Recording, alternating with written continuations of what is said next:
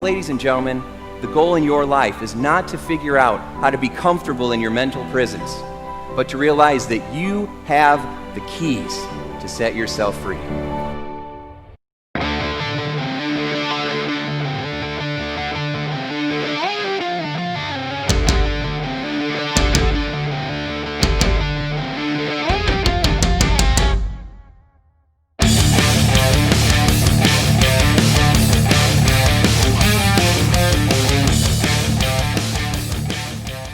Hey everybody, welcome to How to Be Mesmerizing. It's Tim Shurr, and we've got an exciting guest today. Adam Markel is with us. Adam, welcome to the program. Oh, way cool, Tim. Thanks for having me. Oh, I'm so excited. You are the exact guy that we need to talk to right now. This world needs you. So Adam is a top international speaker. He wrote this incredible book called Pivot, and he is the guru when it comes to resiliency.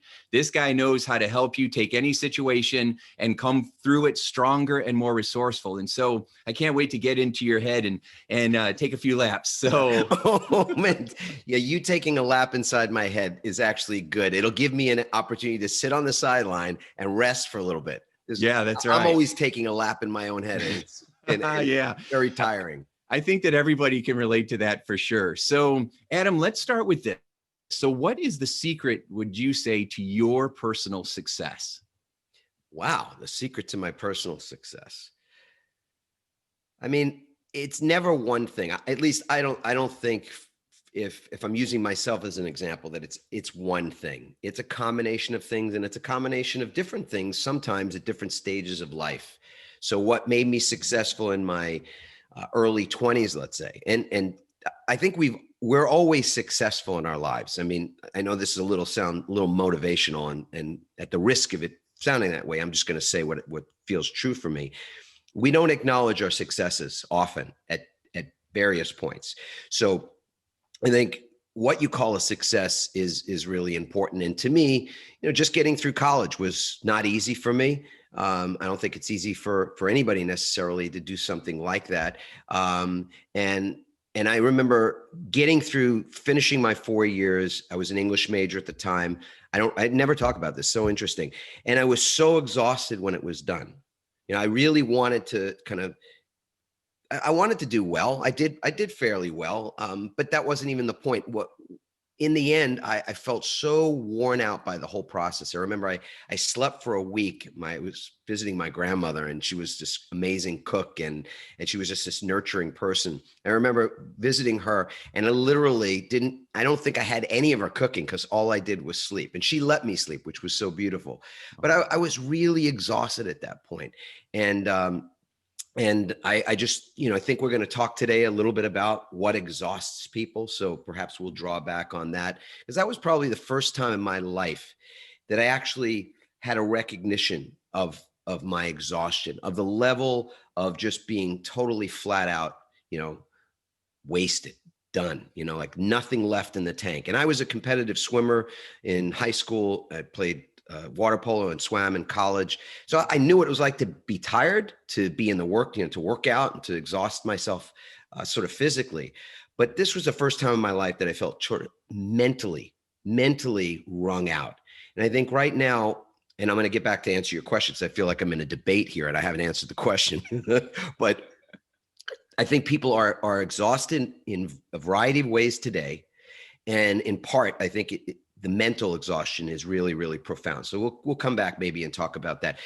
I've been tenacious. I would say if there was one common denominator in what made me successful in college, and then I was a teacher for a couple of years. I taught middle school English, and then I pivoted out of that and I went back to school and became a lawyer. Went 3 years to law school, worked while I was in school, married my college sweetheart. We had 2 kids while I was still in law school, was working a job.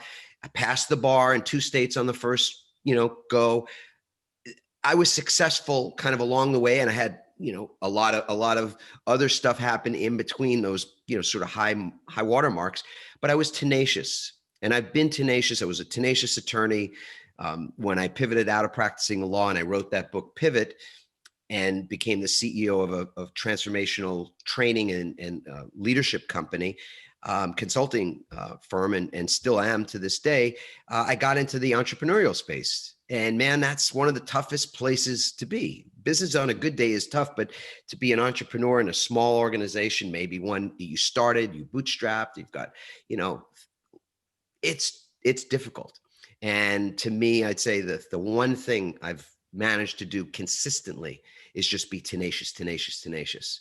And because of that, I think I've managed to have things happen or fall my way because I've used what Og Mandino referred to as the law of averages. Now, he's not the guy who create this concept of the law of averages, but I remember in that old book, The Greatest Salesman in the World. Maybe you Sure. know that one, right? Great book. I've read the trilogy. Yes. The trilogy, exactly.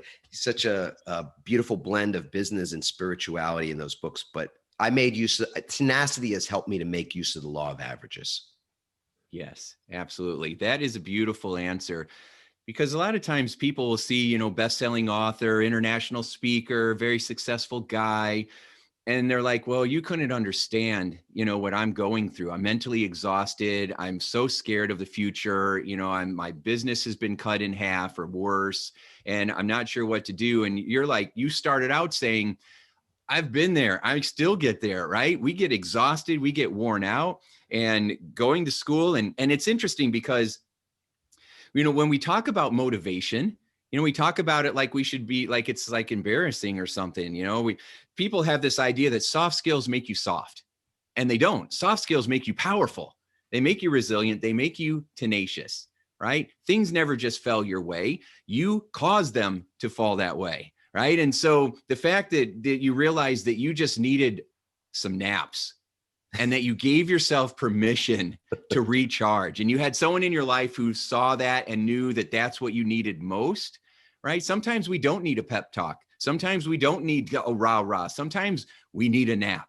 And so when people are listening to this, resiliency isn't just about, there's this message, and I think that I'm sure you hear it too, from some younger 20 and 30-year-olds who are all of a sudden these internet gurus, right? And they're talking about how not sleeping is honorable, right? And sleeping 2 hours a day so that you can hustle is the way to go. No, it isn't. It's the way to get burned out, to get sick. And so, how did you decide that you were going to become the expert on resiliency? Obviously you had to, it's what's made you successful. You've had to pivot. You've had so much going on. You've changed careers. You decided to become an entrepreneur, which is kind of insane, because it sounds exciting and glamorous, being there and being your own boss, but people don't realize how extraordinarily hard it is, which is why only 3% of the whole population are entrepreneurs and business owners. So what made you decide that that's what I'm going to focus on? I'm going to be a high performance speaker, and I'm going to focus on resiliency. Well, like a lot of things, one step leads to the next. It's so interesting. I think it was Dr. King that said that life is like walking up a dark staircase. And I'm paraphrasing, of course, the interesting part is that when you're sort of higher up that staircase, you look back and you can see how all the stairs were just perfectly ordered. It's a beautiful way to say that things are happening on purpose in many ways, that it's not random. And also that when we're in the dark and we can't see the stairs ahead of us, it's natural to feel that trepidation or have that fear, or even to feel stuck at times. But it's so interesting that that this idea that you can continue forward when you don't have complete visibility, when there isn't even certainty. I've got a book that's coming out next year that's all about how to leverage the power of uncertainty. So to be change proof, in other words. And so, I would say that in this moment, being an entrepreneur is, as you said, it's a difficult thing, but it's not a lot. It's not demonstrably different than being an employee, because, the challenge today is the fact that we have so much that we're juggling. I think that's the thing that's different. And you can't compare eras. Like I can't go back to my dad's time when he was, full-time working as an employee of the city of New York, for example, to today. I think the times are so different. And what I notice is right now, whether you're in a job, you're mid-career professional, you're an entrepreneur, a lot of people are exhausted. It's interesting that we started in that place, because that's sort of the telltale sign that people are not performing at capacity. I'm as you say, I study performance. I study what it means and takes to be resilient, because I've wanted to perform at higher and higher levels myself. So even though I've gotten older steadily, thank goodness, right? That's the good news. Typically, when you are getting older, your performance drops off. There's this belief that, of course, as we get older, our brain function, our cognitive abilities, our physical stamina, all these things decline. And for a lot of people, they really do, but they don't. But the question is, do they have to? That's the question that gets sort of brought up in that scenario. And my own personal experience of it, and the research that we've done, the data points that we've been able to collect with thousands and thousands of employees in hundreds of different companies and dozens of industries, is that it doesn't have to be that way. Your abilities can actually continue to increase. I think among sort of 30 somethings, they're burned out, a lot of them at a 10 or 15 years earlier than when we were burned out, or then let's say an older generation was burned out. And in part, it's because, as you mentioned, there's this sort of a myth that's being perpetuated that you're supposed to work 90 and 100 hours, and you should be working at 7, start your side hustle, as some people have said, at 7 p.m. and go till 1 a.m. and then, get 3-4 hours sleep. Like, everybody thinks they can walk that line. And what I find is that most people get sick from that. And not only that there's the risk of getting sick, but the performance declines. So there's a great HBR study, Harvard Business Review study, where they looked at the highest performing athletes and compared Olympians and professional athletes to just everyday entrepreneurs, executives, people working, in leadership roles. And they found that there was one thing that these two groups had in common.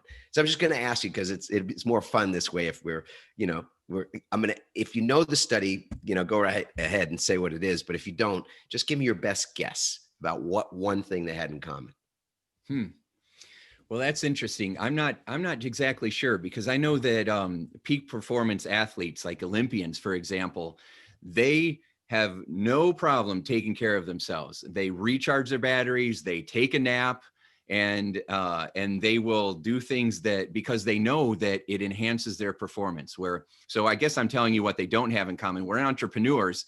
We never stop. We're like, that's why we call it Shark Tank on TV, because when sharks stop swimming, they drown. And that's how entrepreneurs think. If I don't have momentum, I'm going to drown.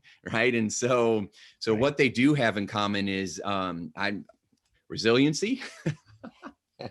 Yes. All right. I love it. I'm just taking a note on what you said, because I want to come back to it later. But okay. The one thing that these two groups, very distinct groups, like you said, have in common is that they have rituals. They've created rituals for recovery. What we've learned, when we think about resilience, we think in terms of themes. There's certain themes that exist for resilient people, for resilient individuals and organizations. Thematically, they're very similar. So we looked at the best athletes and the best executives. They had one thing in common that was pretty surprising. They each had rituals for recovery. So you think about, again, that what's been perpetuated is that we're supposed to work and work and work until we can't work anymore, because that's how you get stuff done, and that's how you stay ahead of the competition. And I'm going to throw Elon Musk under the bus just a little bit here, who's, if you're not working 110 or 120 hours, a week, you can't work for Tesla.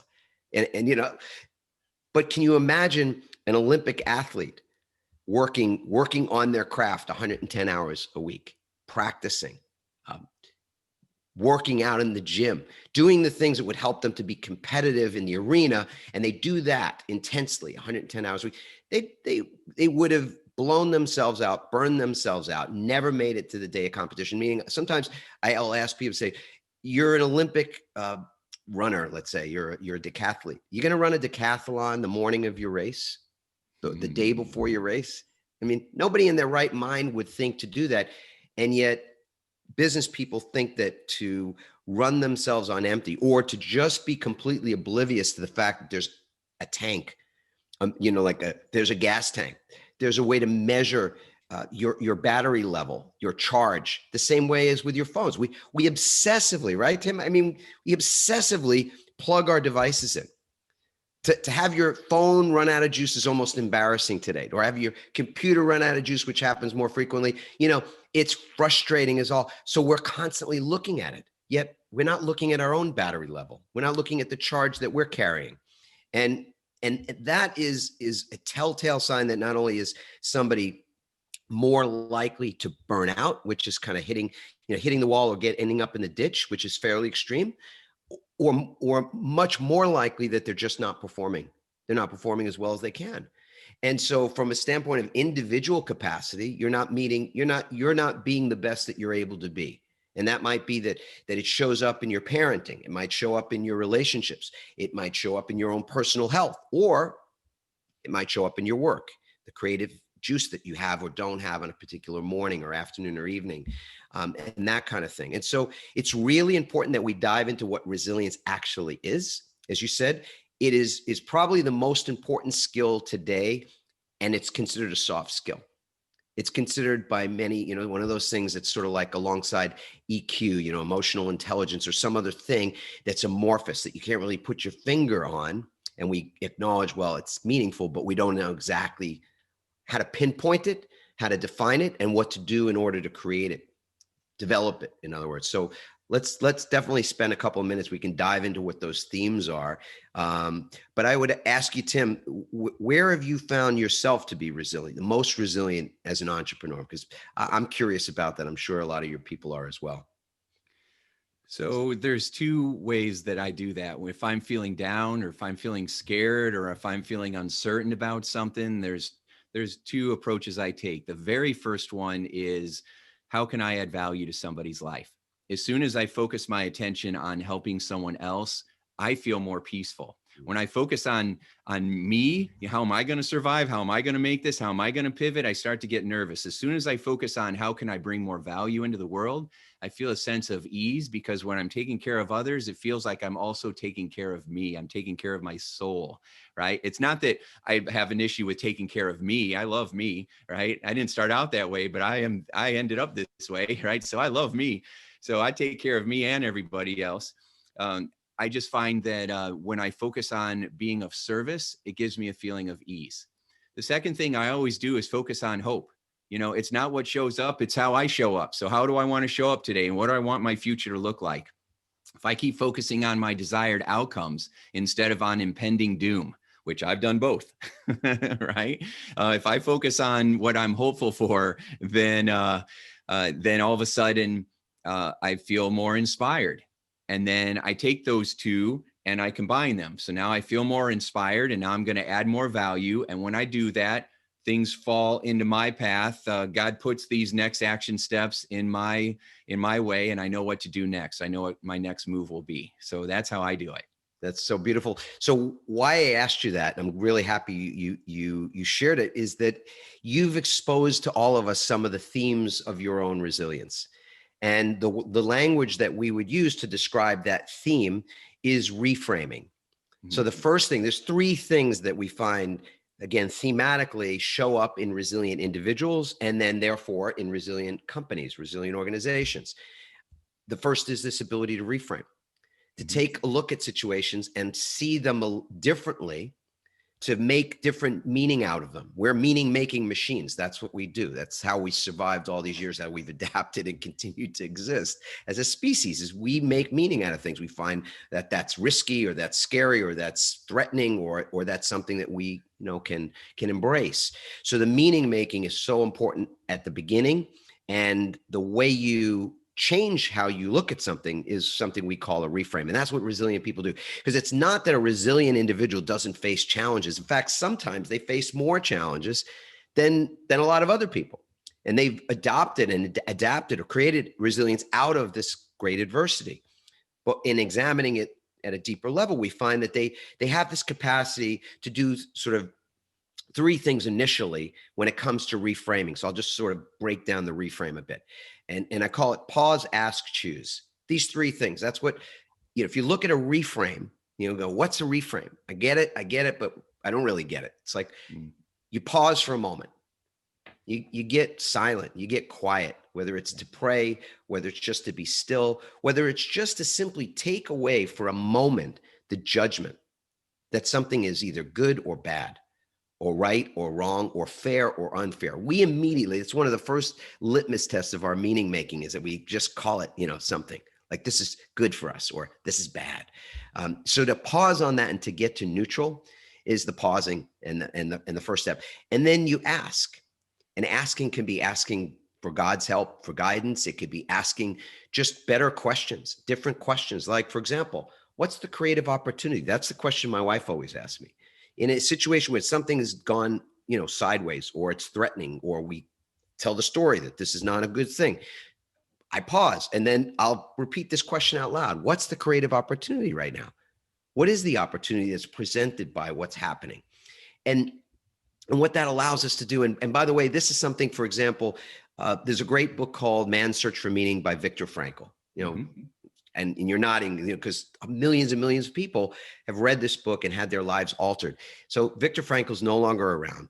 He was a concentration camp survivor. And when he was in this most excruciating of circumstances that most of us can't even imagine, he was thinking about how someday, even in the midst of all the death around him, someday he'd be able to share with the world the meaning of those events, that the meaning would be something that he could discern and then use as a tool to help other people, which is what you said. It's like the first thing you went to is, how do I serve? How do I help other people?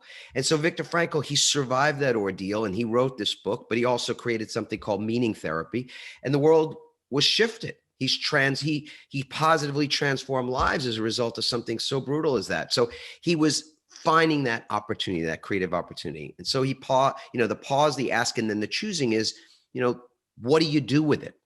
What's the step forward? What's the way forward? Because our lives are just a product of the choices we've made to this point, right? The quality of our lives equal the quality of those choices we've made so far.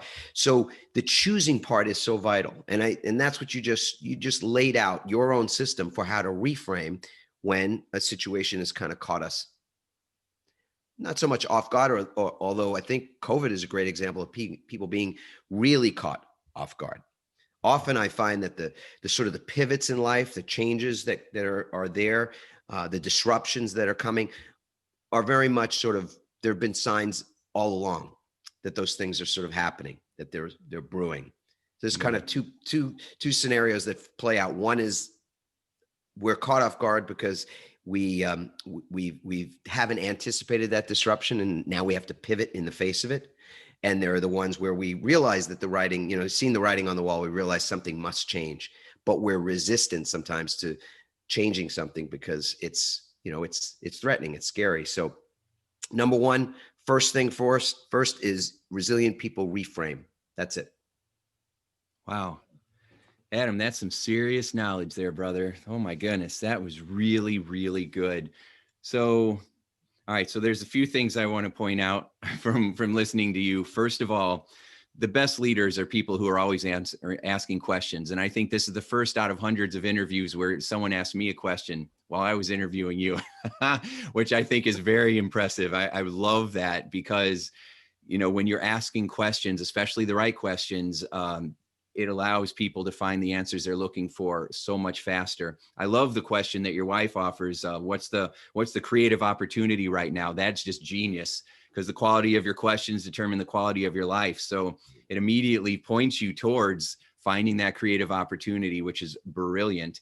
And I love how you broke it down, because you're right. People say reframing, but we don't really know what that means or how to do it. And you made it seem so simple. You actually created a system for it, right? So pause, act, and choose. That part right there that you shared was so powerful that I hope people go back, listen to it again, and take lots of notes, because it was really good. So you said you can do this, by the way, you can do this in a minute. The pause, ask, choose piece is something that when you practice it, because I've done it so much for myself, I can get it kind of accomplished in a really short amount of time. I don't always know exactly the meaning, that the searching for the meaning, the asking questions is sometimes can take a little bit more time. And I'm not attached to getting an answer in the moment, because I truly believe that questions and answers are like cause and effect, sowing and reaping. So many things where there's this interrelationship. You ask a question, you're going to get an answer. I just don't know that you get the answer in the moment. You might take weeks. It could take years even. Some of the bigger questions people are searching for those answers or waiting for those answers their whole lives. There's nothing wrong with that. But if you don't ask the question, what's the chances of you getting an answer to begin with? Yeah, that's true. Often when people don't get an answer, it's because they're not asking the right question. What's the meaning of my life versus how do I bring more joy into my life today? And so it's because they need to adjust their questions. So right now, everybody, Adam just gave you a 1-minute resiliency booster. He gave you a 1-minute strategy for increasing your resiliency with pausing, acting, and choosing. That is brilliant because that's what everybody wants. What can I do in the moment to increase my resiliency? What you do is you listen to Adam. In fact, you have a tool, and then we're going to go to a couple more. But if you want to find out how resilient you really are, because most people tend to overestimate their resiliency. They tend to overestimate how resilient they really are, especially leaders. A lot of leaders, because we're in leadership positions, think, oh, I got this. I know this already. And if you believe that, then you're already not as aware as you need to be, because the best leaders know that they're still got a lot of learning to go. So you've got this free resiliency assessment tool. There's no pitches, no selling. It's just literally, here's my gift to you. We're going through this worldwide pandemic. Here's a resiliency tool that you can use for yourself, that you can share with your organization or your power teams. And if you go to your.resilience.com, and I'm going to have the link in the show notes, you can take this free resiliency assessment tool. I'm just going to correct it for the moment. Your.resilienceculture.com. Oh, resilienceculture.com. Yeah. And I agree with you. It's so important that leaders, and even if you're running your own shop, you're a solopreneur, you're still a leader, and you're going to ultimately bring on others, whether there's outsourced solution providers or you're going to hire people. Getting a real clean, clear beat on your level of resilience is so vital today. And I haven't heard it kind of articulated the way you did just a moment ago, that leaders habitually sort of overestimate their level of resilience. And I think that's really quite true. In fact, you and I, just before we had turned on the microphone, I was sharing this experience recently where I was delivering a workshop to a hospital organization, many hundreds of people that have been frontline in COVID and keeping people alive and taking care of the health and the well-being of the folks that are just in the ordinary course need their services. And this is an exhausted group. And so they really wanted me to come in and help them to define resilience, to give them the tools to take that definition and put it into action so they could change something and develop this greater capacity to serve. But what was interesting was they all took this assessment tool. They went to your.resilienceculture.com and took 3 minutes to fill out the survey.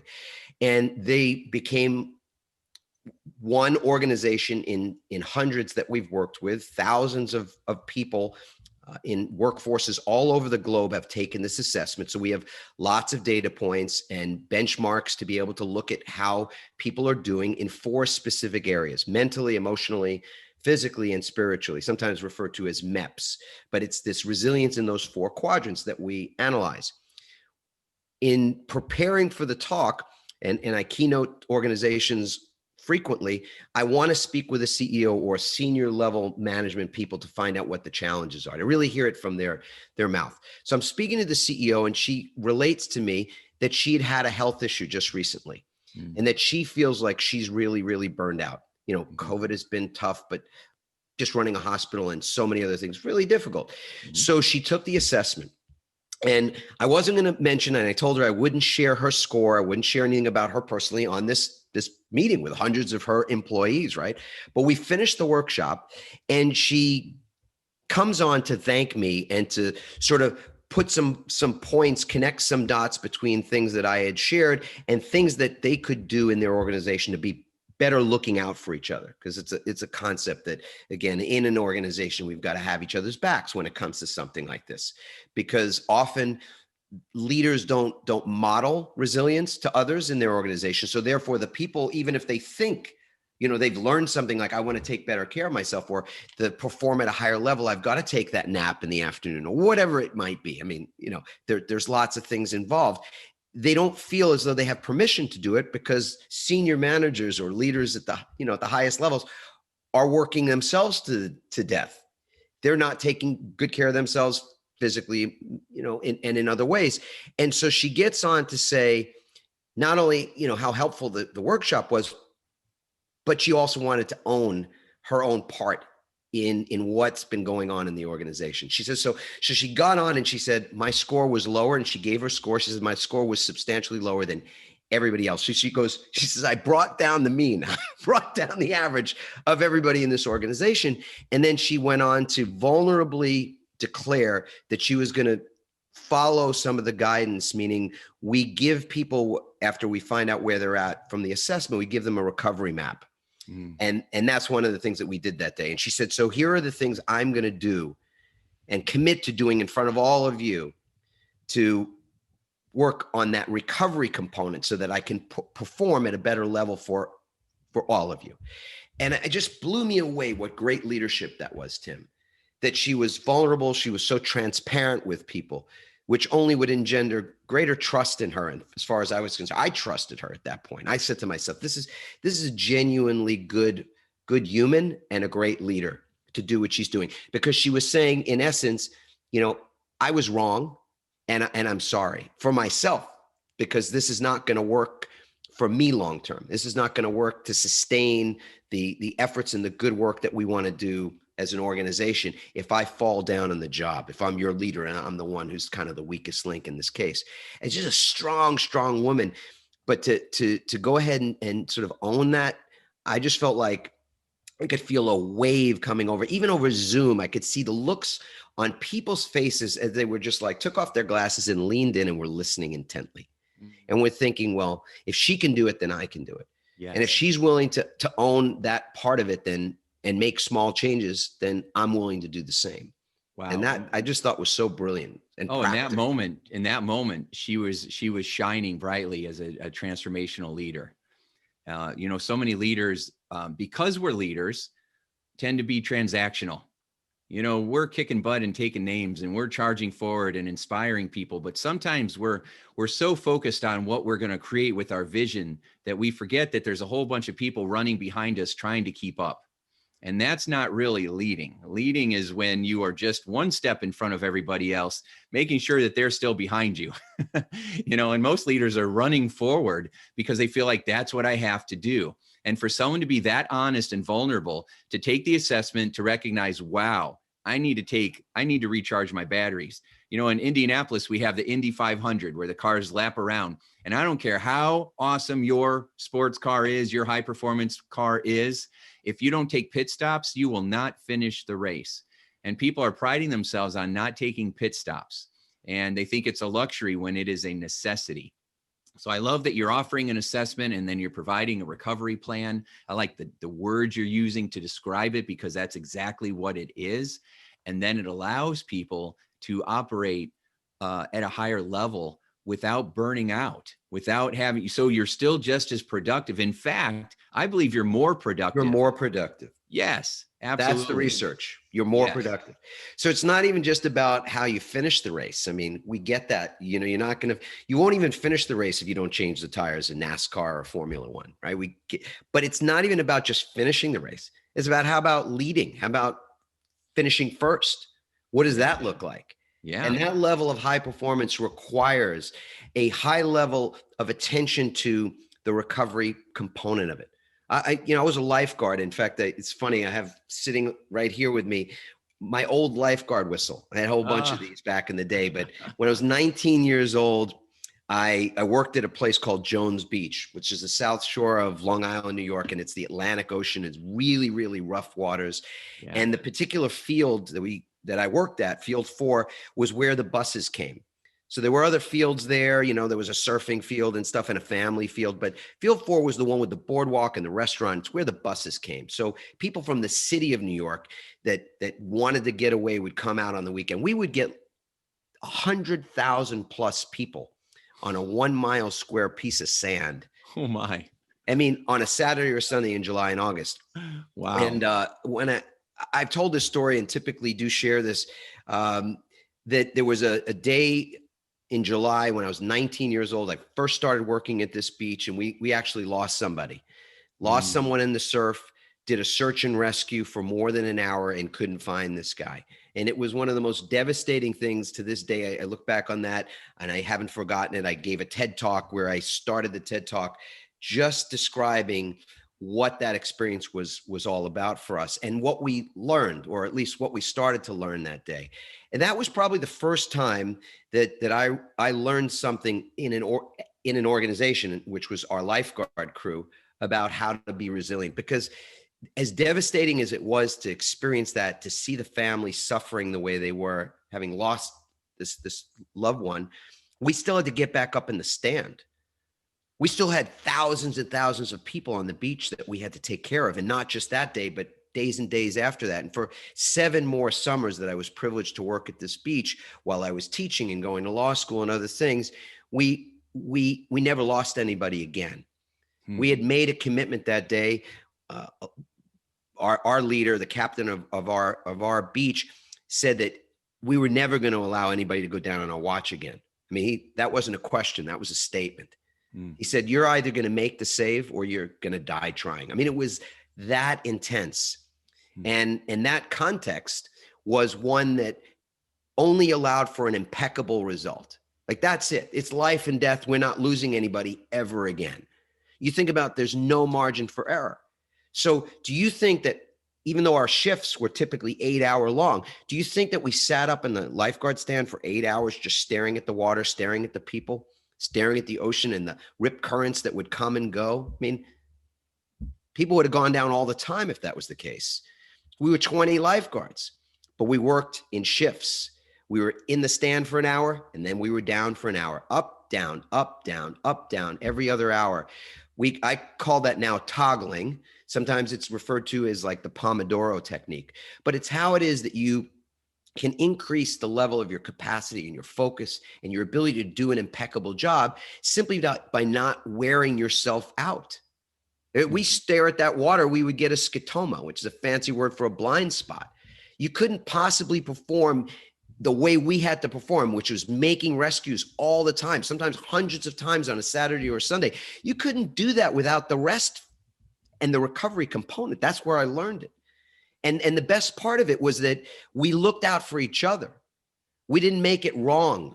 In fact, we did the opposite. We made it right. It was exactly what we were expecting of each other, that when we were not in the lifeguard stand, that we were doing something to take care of ourselves. That could be literally going into the weight shack and lifting. It could have been taking a nap, like you said, for 20 minutes, just closing our eyes, which I still do almost every day in the middle of the day. I don't need caffeine or chocolate the way I used to when I was a lawyer for 18 years to get through the day, because I could just put my feet up against the wall, slide my tush right up against the baseboard, put my feet up. And I've done this for years with the door open in offices where I'm leading other people, and say, this is what I do to take care of myself, to recharge at 2:00 in the afternoon.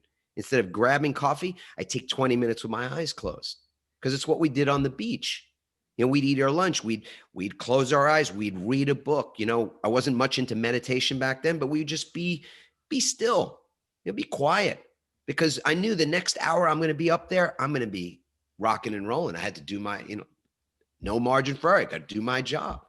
So I think more importantly than anything else right now, Tim, it's that the message kind of gets spread far and wide. This is, we're on a bit of a mission here to be able to share what it means to create resilience, because individually we're better people, we're better parents, we're better spouses, we're better friends, we're better in a world that's facing so much unrest right now in our world, just right here in North America. Us each individually being a little better today than we were yesterday is a wonderful goal, and an achievable goal at that. And the collection of individuals that are working on themselves at that level in an organization make that organization so much stronger. You become like that championship team that doesn't have a weak link, because you're giving people permission to be what they can be, and sort of not shaming them for doing something that feels or at least has the sort of the stigma of being selfish. Oh, wow. That was powerful stuff, Adam. Wow. That was powerful stuff. So you did it again with another extraordinary resiliency strategy of hour on, 10 minutes off, couple hours on, 20-minute break, instead of saying, no, I got to keep pushing. I got to keep pushing. I got to keep driving. You know, if you're on a patch of ice and you keep slamming on the gas, the tires are spinning, you're using up all this fuel, but you ain't going anywhere. You got to take your foot off the gas, let the tires catch, and then slowly move forward. And I just think it's so brilliant because as I'm listening to you, I'm like, yeah, you know, when I've stopped, get away from the computer, take a nap or come back or play with my kid or just go outside and breathe and then come back, I'm focused again. But when I keep pushing and pushing and I realize I've been on my laptop for like 10 hours, I am not as productive, or I'm not as productive the next day. Right. Yeah. And so I just think that's so powerful.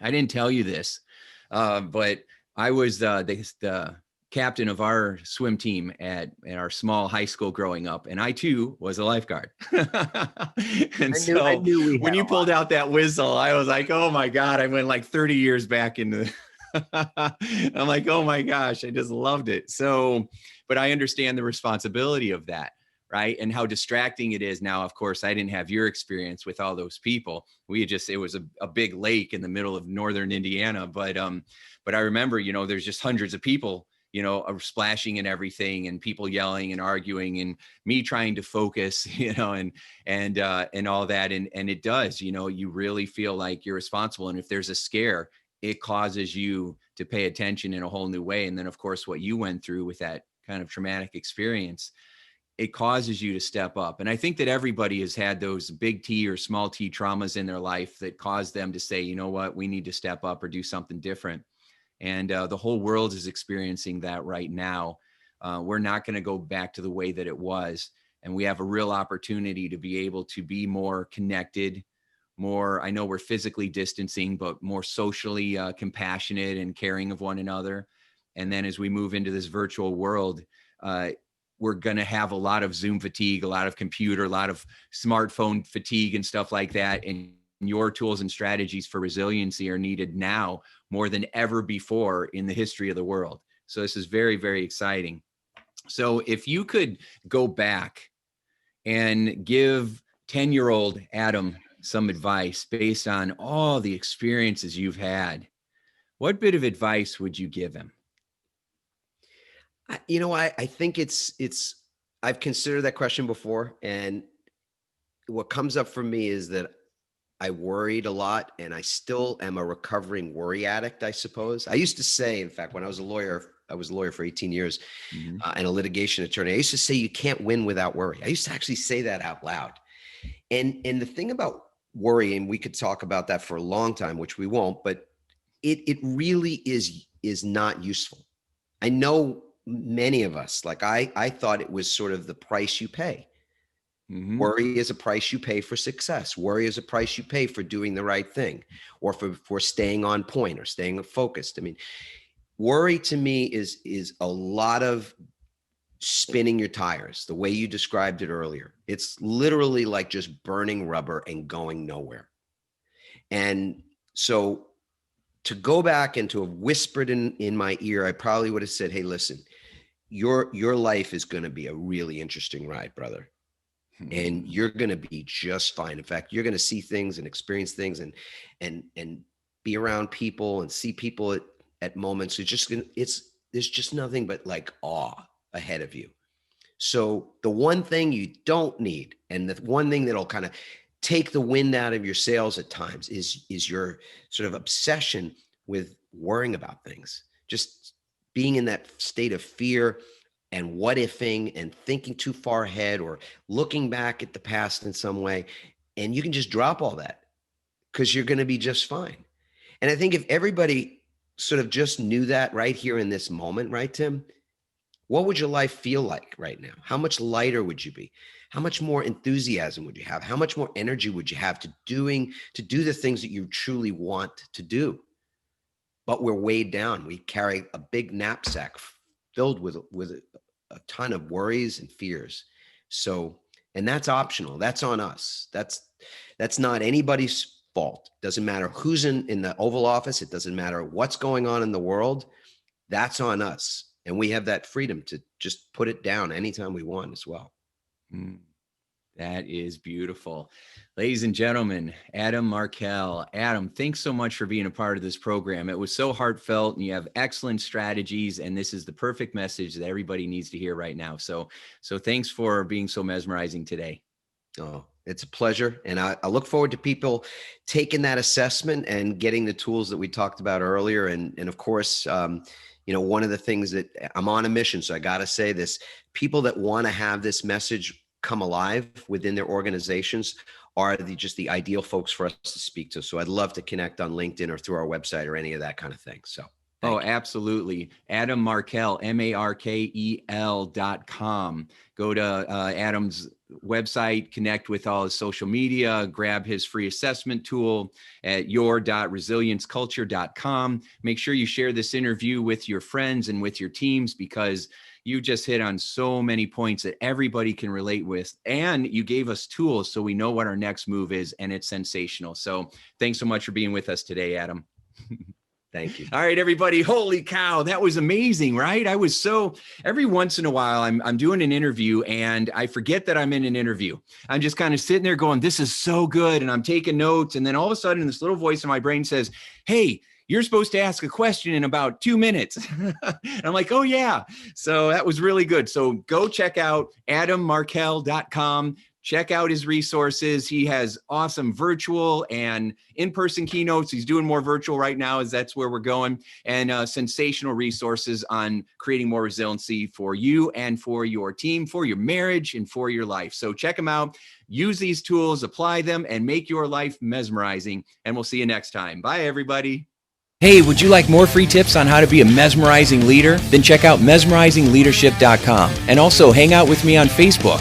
Facebook.com/Tim Shurr. Thanks so much, and make your day a sure success. Hey, it's Tim Shurr. Would you like to learn my best secrets for how to be mesmerizing? Then head over to www.survivingtothriving.me. That's www.survivingtothriving.me. I'll see you there.